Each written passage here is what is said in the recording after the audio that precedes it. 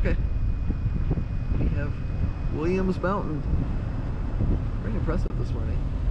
And we have lost all our snow except for a few bits and pieces in the deep shade because of the temperature, and it rained. And it was relatively warm rain, so yeah, but Williams obviously got snow instead of rain. Where are we going, Irene?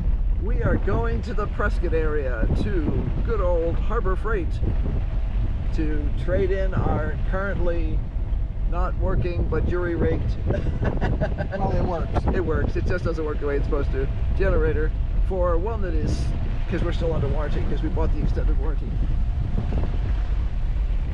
You know, it always hurts to have to pay for that extended warranty, but man,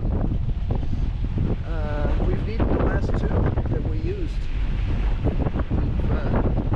because it'll die, you know, 15 minutes after the 1 year normal warranty expires. So it sure looks pretty up there. Just glad I don't have to go there. Now we're going the opposite direction. Yeah, we'll go south instead of east, and it should be warmer there, theoretically. Although they did get snow in Prescott, so I don't know how much they got. I haven't been following that closely. They're doing other stuff.